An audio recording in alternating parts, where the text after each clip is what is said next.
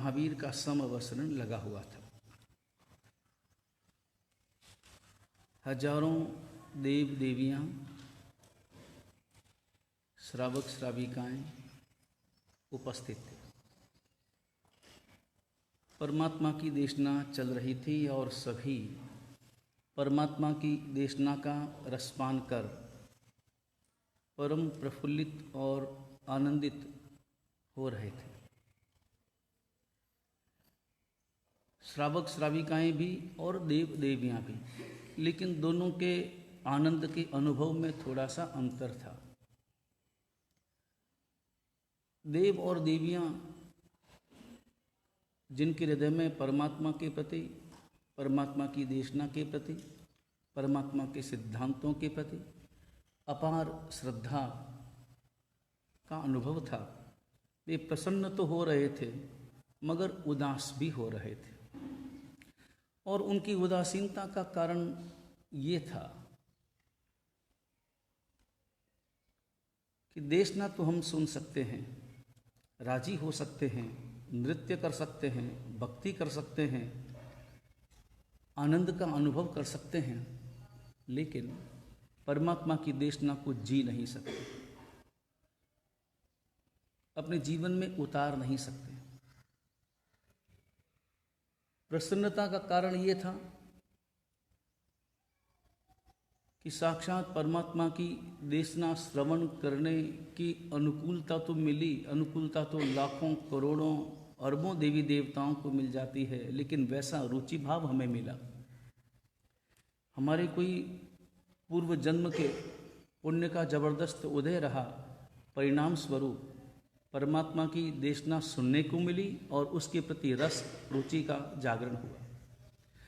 हम जो यहाँ पर आए हैं देशना सुनने के लिए परमात्मा की, औपचारिक रूप से नहीं आए, किसी के दबाव से नहीं आए, किसी के कहने से नहीं आए, बल्कि अपने अंतर भावों से आए हैं, श्रद्धा से आए हैं, रस लेकर के आए हैं, लेकिन परमात्मा की देशना को अपने जीवन में उतार नहीं सकते। इसलिए परमात्मा के प्रति उनके हृदय में जितनी श्रद्धा थी, उतनी ही श्रद्धा उन श्रावक श्राविकाओं के प्रति थी जो परमात्मा की देशना सुन रहे थे और सुनते समय अपने हृदय में पुरुषार्थ करने का संकल्प कर रहे थे। ज्यों ज्यों परमात्मा की देशना सुन रहे थे, त्यों त्यों उनका संकल्प भी गहरा होता जा रहा था कि परमात्मा की देशना को हमें अपने जीवन में पूर्ण रूप से उतारना है। अपने मन को टटोल भी रहे थे, अपने मन को समझा भी रहे थे, टटोल रहे थे कि मन की शक्ति कितनी है, क्षमता कितनी है, और मन को समझा रहे थे कि क्षमता पूरी है, तू क्षमता को प्रकट कर। क्षमता तो भीतर में है ही, प्रकट करने के पुरुषार्थ की कमी है। परमात्मा की देशना चल रही थी और ऐसे समय में एक साधक जो लगातार देशना सुन रहा था, कल की देशना में उपजे एक प्रश्न का समाधान करने के लिए खड़ा हुआ। एक दिन पहले ही परमात्मा की देशना सुनी थी और तब परमात्मा के श्रीमुख से जो शब्द सुने, उस रोज परमात्मा ने कोई नई व्याख्या की थी और नई व्याख्या करते हुए एक नया उपदेश कुछ बनने का दिया था।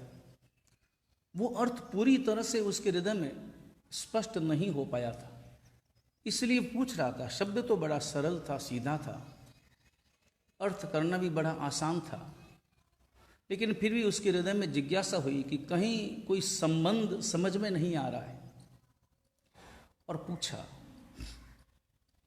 उस साधक ने प्रश्न किया कि प्रभु, कल आपने देशना में फरमाया था, सबके लिए कहा था, समस्त जीवों के लिए कहा था, हमारे लिए भी, सबके लिए भी, और आपने कहा था, बड़ा सीधा साधा शब्द उपयोग में लिया था कि तुम पंडित बनो। पंडित शब्द समझ में नहीं आया। आप अगर ये फरमाते कि ज्ञानी बनो तो समझ में आता। आप अगर फरमाते कि साधु बनो तो समझ में आता। आप अगर ये कहते कि तुम सम्यक्त्व को धारण करो तो भी समझ में आ जाता। तो आपकी जो देशना की पृष्ठभूमि है, उस पृष्ठभूमि से इस शब्द का अर्थ संगत बैठ जाता, सुसंगति होती। लेकिन पंडित बनो, यह अर्थ समझ में नहीं आया, क्योंकि पंडित होने का, पंडित बनने का उपदेश आपके श्रीमुख से सुनकर थोड़ा अचरज भी। तो पंडित शब्द का अर्थ क्या है? क्योंकि साधारण रूप से पंडित शब्द की जो व्याख्या है कि जो पढ़ता है, जो पढ़ लिख लेता है, वो पंडित कहलाता है। अब उसमें हो सकता है अलग अलग व्याख्याएं हो सके। कोई सनातनी कहेगा कि जो 4 वेद पढ़ लेता है, 18 पुराण पढ़ लेता है, वो पंडित है। कोई और कहेगा, अथवा आपका कोई साधु कहेगा कि जो 84 आगम, 45 आगम पढ़ लेता है, वो पंडित कहलाता है। आधुनिक पढ़ाई वाले कहेंगे कि जो MA, BA, PhD ये सब कर ले, वो पंडित कहलाता है। लेकिन ये व्याख्या आपकी नहीं हो सकती। आपकी इस व्याख्या में कुछ न कुछ गहराई तो होनी चाहिए। तो पंडित की व्याख्या क्या है? आपकी दृष्टि में पंडित कौन है? हम ये जानना चाहते हैं ताकि हम उस अर्थ में पंडित बनने का पुरुषार्थ कर सकें। वो पुरुषार्थ हमें करना है तो पंडित शब्द की सही व्याख्या समझाइए। और तब परमात्मा ने पंडित शब्द की व्याख्या सबके समक्ष की। आचार्य सूत्र का वो पाठ है, 3 शब्दों वाला पाठ है, बड़ा प्रसिद्ध पाठ है। पंडित वो नहीं है जो केवल ग्रंथ, आगम, वेद, पुराण पढ़ लेता है। पंडित वो है क्षणम जानहि पंडिये, जो क्षण को जानता है वो पंडित कहलाता है। क्षण शब्द का अर्थ क्या है? क्षण शब्द के 2 अर्थ। एक तो क्षण वो है जो समय का पर्यायवाची है। हम पर्यायवाची के रूप में क्षण शब्द का प्रयोग करते हैं। समय यानी क्षण, क्षण यानी समय। क्षण भर भी प्रमाद मत करो। परमात्मा का वचन बार बार हर जगह उपस्थित होता है। वहाँ समय शब्द का प्रयोग है और उसका अर्थ क्षण किया है। यहाँ क्षण शब्द का प्रयोग है और उसका अर्थ समय है। एक तो क्षण का अर्थ है समय, दूसरा क्षण शब्द का अर्थ होता है जो लगातार क्षरित होता है, जो लगातार मिटता है, जो मिटने में समय नहीं लगाता, जरा भी देर नहीं करता, उसका नाम है क्षण। और इसी क्षण शब्द से क्षणिक शब्द बना है। जो वस्तु मिटने वाली है उसे क्षणिक कहा है। हो सकता है वो घंटे भर बाद मिटे या 2 घंटे बाद मिटे, लेकिन क्षण तो वो है जो आया नहीं कि गया नहीं। उदाहरण के लिए जैसे रेत पर कोई लकीर बनाता है, रेत पर अपनी अंगुली से लकीर बनाता है। रेत पर बनी हुई लकीर कब मिटेगी? रेत पर बनी हुई लकीर को मिटने में थोड़ा समय लग सकता है। या तो कोई व्यक्ति उधर से कोई गुजरेगा, उसका पांव लगेगा, पांव से धूल उड़ेगी तो वह रेत पर बनी हुई लकीर मिटेगी। अथवा हवा चलेगी, आंधी चलेगी और उसमें रेत उड़कर बनी हुई इस लकीर पर गिर जाएगी तो वह लकीर मिटेगी। लेकिन कोई व्यक्ति पानी में लकीर बनाए, अपनी अंगुली से लकीर बनाने की चेष्टा करे, लकीर तो बनेगी, लकीर बनती हुई दिखाई नहीं देगी। लगेगा कि लकीर हो रही है, जहां जहां अंगुली है वहां वहां लकीर बनती हुई नजर आएगी। लेकिन बनने के बाद कोई कहे कि पल भर के लिए मैं उसका चित्र खींचना चाहता हूं, कोई चित्र खींचा नहीं जा सकता और उसे देखा भी नहीं जा सकता, उसमें कोई स्थिरता नहीं है। पानी की लकीर बनी नहीं कि मिटी नहीं, आगे आगे बनती है, पीछे पीछे मिटती चली जाती है। ठीक ऐसा ही समय है। समय हमारे जीवन में आया नहीं कि समय गया नहीं। परमात्मा ने कहा कि जो समय को जानता है, यहां जानना शब्द केवल जानने के अर्थ में नहीं है, क्योंकि जानना तो बहुत ऊपरी ऊपरी होता है। जानते तो हम बहुत कुछ हैं, बहुत कुछ जानना चाहते भी हैं, बहुत कुछ जान चुके भी हैं, लेकिन केवल जानना महत्वपूर्ण नहीं है। जानने के साथ में समझना महत्वपूर्ण है। और परमात्मा ने जो जान ही शब्द का प्रयोग किया है, उसका अर्थ जानना और समझना दोनों है, क्योंकि जानना क्रिया है, समझना परिणति है, समझना परिणाम है, और परिणाम के बिना क्रिया का कोई मूल्य नहीं है। जब तक परिणाम न मिले तब तक उसका कोई अर्थ नहीं है। जानते सब हैं, केवल जानने का क्या अर्थ है? जानने में और समझ में जो अंतर है, वो अंतर अपने अंतर में उतारना है, और जानना समझने का कारण होना चाहिए, समझना जानने का परिणाम होना चाहिए। कौन नहीं जानता कि क्रोध नहीं करना चाहिए, या कौन नहीं जानता कि क्रोध बुरा है? कोई व्यक्ति मिलना मुश्किल है जो ये कहता हो कि क्रोध बहुत ही अच्छी चीज है, क्रोध की जो महिमा करता हो। ऐसा व्यक्ति मिलना इस दुनिया में दुर्लभ है। कोई पागल हो, कोई मूर्ख हो तो बात अलग, अन्यथा जो भी समझदार व्यक्ति होगा वो ये अच्छी तरह से जानता है कि क्रोध करना बुरा है, लेकिन समझता वो है। इस वाक्य को समझा उसने है जो क्रोध के निमित्त मिलने पर, कैसे भी निमित्त मिले, प्रबल से प्रबल निमित्त मिलने पर भी अपने चित्त को जो शांत रख सके, निश्चित रूप से उसी ने उस तथ्य को समझा है। तो जानना और समझना, परमात्मा ने जान ही शब्द का जो प्रयोग किया है, क्षण का मूल्य समझना है। हमारी मुसीबत यह है कि हम क्षण का मूल्य नहीं समझ पाते। क्षण यानी क्षणों से बना हुआ हमारा जीवन क्षणों से परिपूर्ण बना है, और जो समय गया, जो बीता, वह दोबारा लौट के नहीं आता। अभी प्रवचन प्रारंभ हुआ था तब 9:32 हुए थे, अभी 9:51 हुए। समय गया, समय कितना जल्दी चला गया, और जो बीत गया समय वो दोबारा स्वाभाविक रूप से हमारे जीवन में लौट के नहीं आता।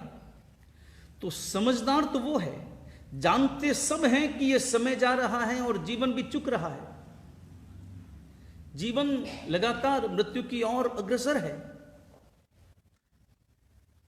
लेकिन समझदार तो वो है जो इसे जानकर, जो इसे समझकर मिले हुए इस समय का सदुपयोग कर लेता है और परिणति पर, लक्ष्य तक, अपनी मंजिल तक अपने जीवन को पहुंचा देता है। इस समय में जो करना चाहिए वो करके इस समय का पूरा पूरा सदुपयोग कर लेता है, वो ही पंडित कहलाता है।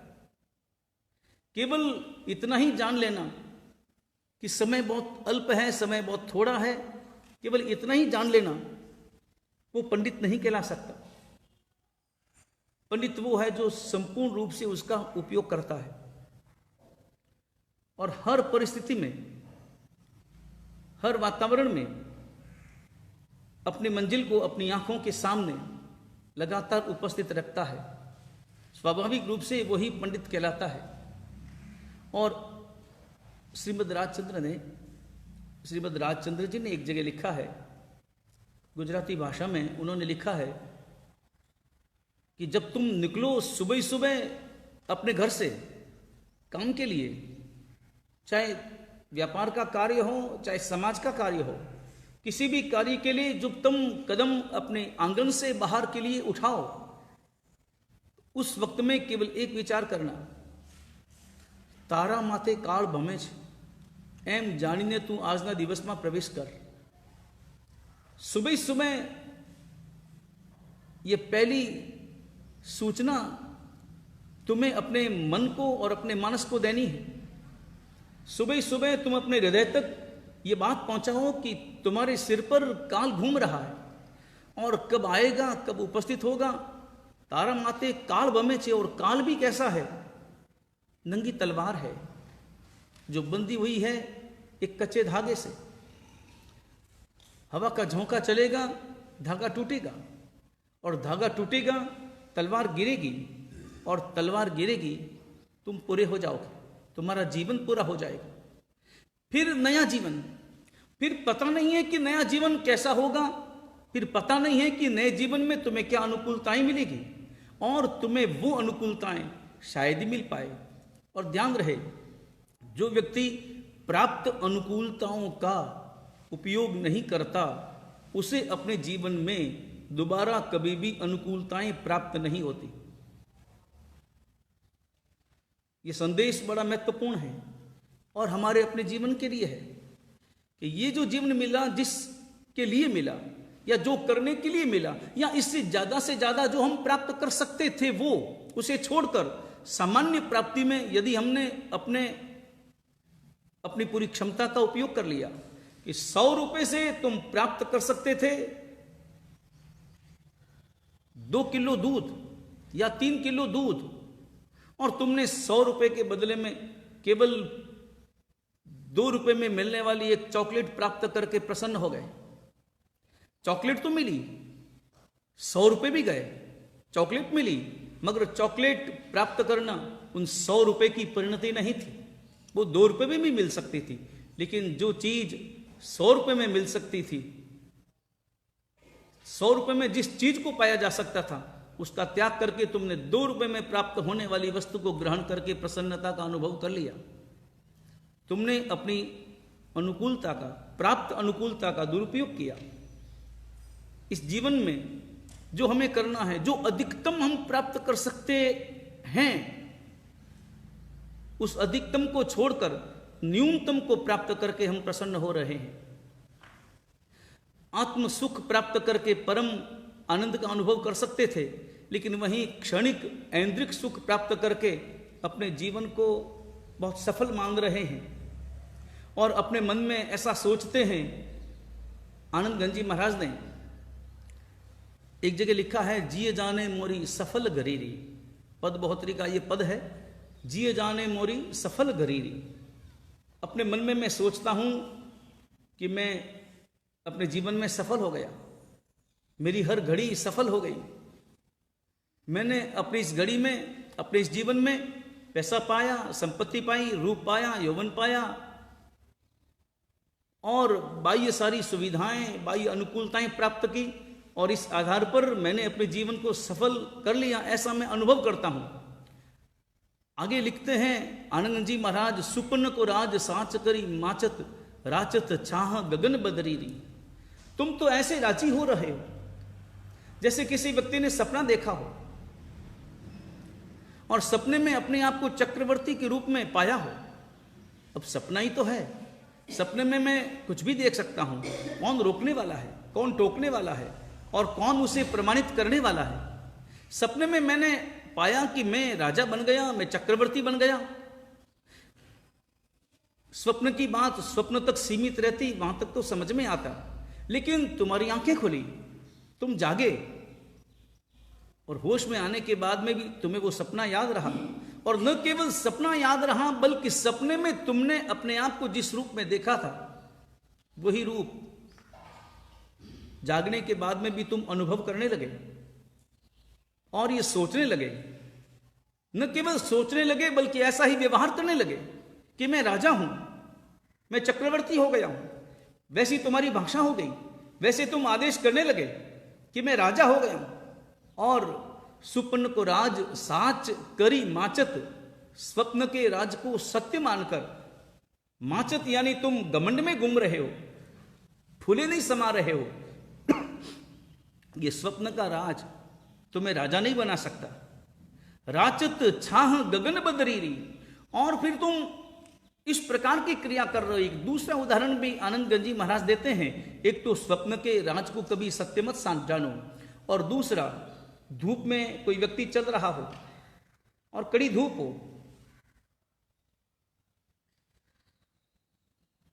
और ऐसे समय में परेशान हो रहा हो, पसीना बह रहा हो, सिर जल गया हो, एकदम जल रहा हो, कड़ी धूप, खतरनाक धूप, और ऐसे समय में अचानक सूरज पर एक छोटी सी बदली आई। छोटा सा बादल का कोई टुकड़ा दौड़ता दौड़ता घूमता घूमता सूरज पर आ गया, और बदली आई कि तुम्हें छांव मिली, और छांव मिली कि तुम्हें ठंडक का एहसास हुआ, और उस ठंडक के एहसास में तुम्हारे हृदय में प्रसन्नता के फूल खिले। तुम जो दौड़ रहे थे उस धूप से बचने के लिए किसी पेड़ की दिशा में, किसी गांव की दिशा में, कि धूप से परेशान हो गया हूं और दौड़ करके जाऊं, किसी पेड़ की छांव में जाकर बैठ जाऊं, विश्राम कर लूं। लेकिन जो ही वो छोटी सी बदली आई, थोड़ी सी छांव मिली, और तुम खड़े हो गए, ठिठक कर रुक गए, और तुम्हें लगा कि मजा आ गया, छांव मिल गई, अब कहीं जाने की अपेक्षा नहीं है। लेकिन वो छांव तुम्हें कितनी देर के लिए सुख देगी, वो छांव तुम्हें कितनी देर के लिए ठंडक देगी। बादल तो दौड़ रहा है, तुम्हें नजर नहीं आ रहा है। थोड़ी सी हवा चली, झोंका चला कि बादल बिखर गया, फिर वही धूप है, फिर वही गर्मी है। राचत छाह गगन बदरीरी, तुम उसमें रस लेते हो।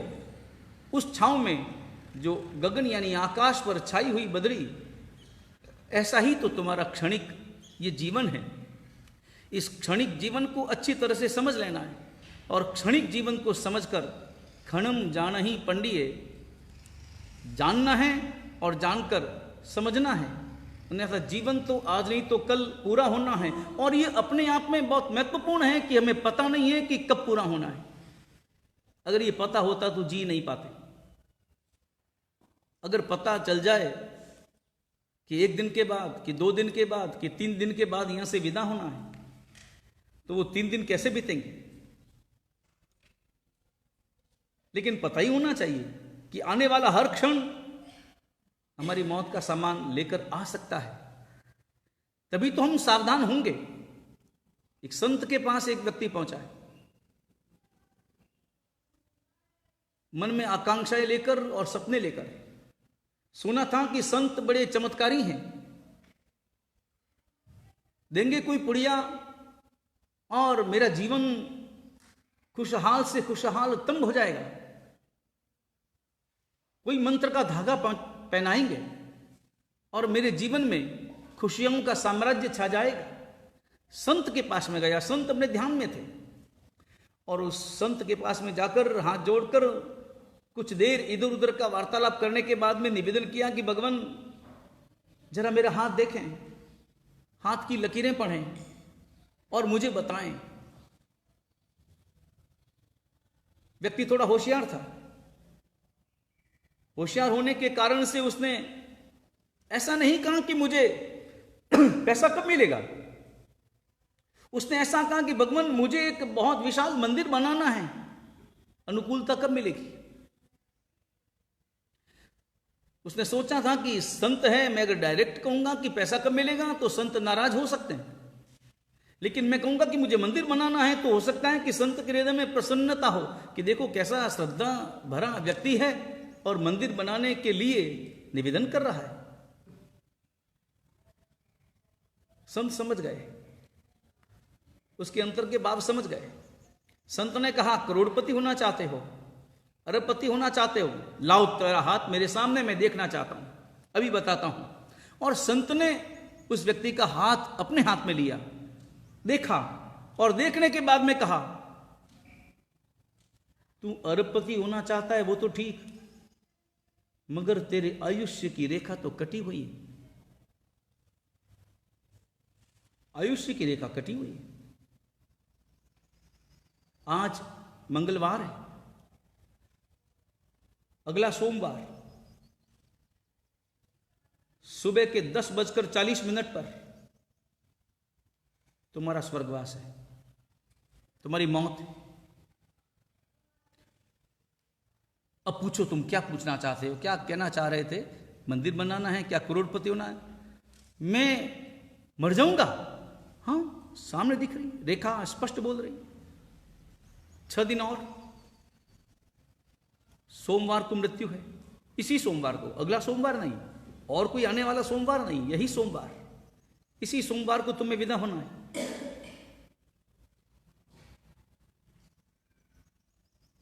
और वो तो घबरा गया। मंदिर की बात, करोड़पति की बात, अरबपति की बात दिमाग से निकल गई, परिवार की बात दिमाग से निकल गई। उसने कहा कि संत महोदय, मैंने तो अपने जिंदगी में बहुत पाप किया और मैंने तो सोचा था कि ये बहुत जीना है, अभी तो मेरी उम्र ही क्या, अभी तो मेरी उम्र केवल 62 साल की ही है, कोई ज़्यादा उम्र नहीं, अभी तो मुझे कम से कम 20-25 साल तो जीना था। और मैं तो रोज़ यही सोचता था कि अभी उम्र क्या है, अभी आगे धर्म कर लेंगे। मैंने भगवान का नाम लिया नहीं, मैंने कोई माला फेरी नहीं, मैंने कोई पूजा पाठ किया नहीं, मैंने कोई दान धर्म किया नहीं, मेरे अगले जीवन का क्या होगा? संत ने कहा कि अब तुम अगले जीवन का सोच, तेरे पास काम करने के लिए 6 दिन हैं, और काम करोगे तो 6 दिन पर्याप्त है, नहीं करोगे तो 6 साल भी व्यर्थ है, छोटे पड़ जाएंगे।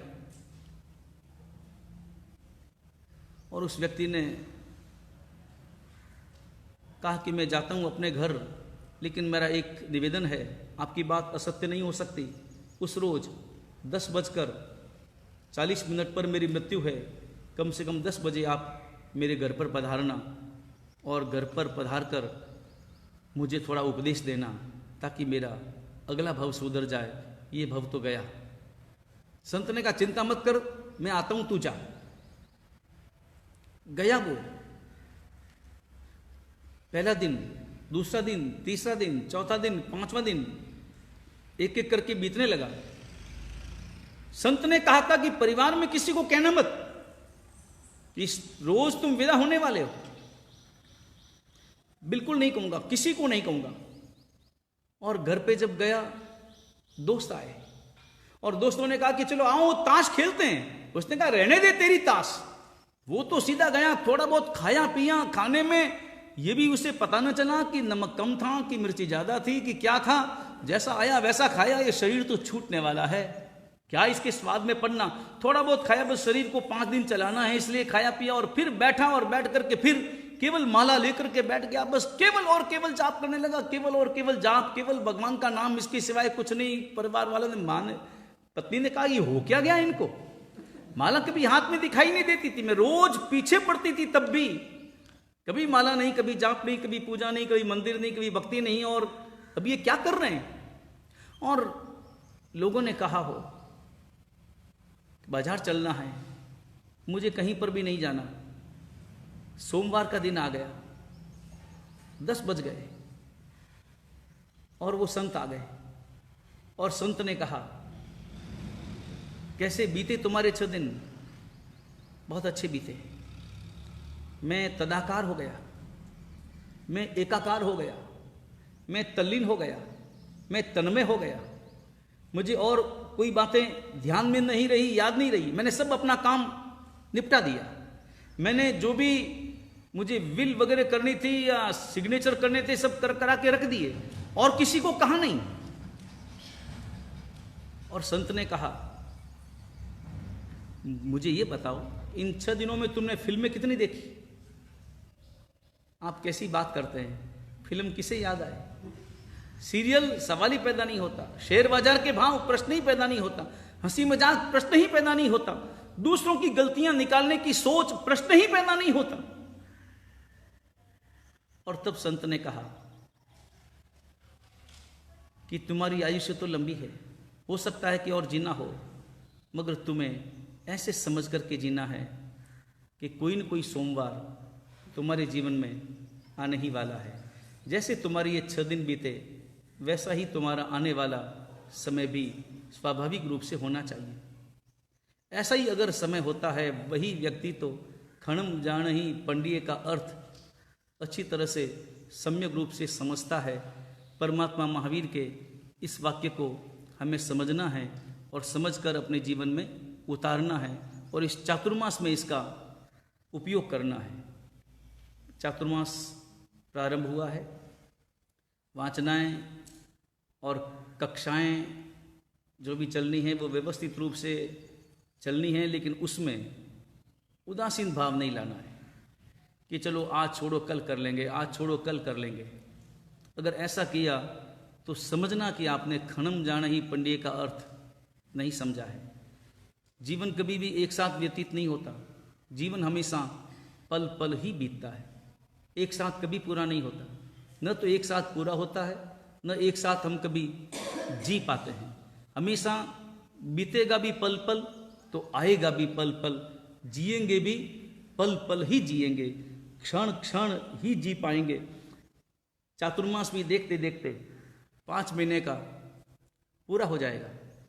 यहाँ आए हुए लगभग इस जाज मंदिर में हमको आए हुए 3.5 पौने 4 महीने होने आए।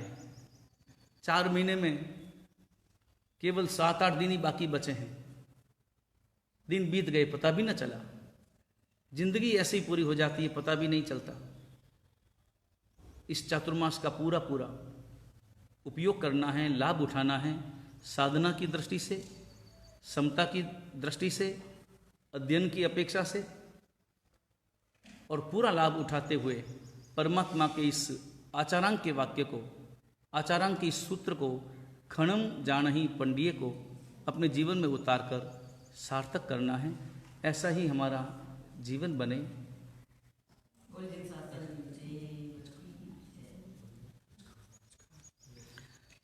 पचखान, उपवास वाले हाथ जोड़े।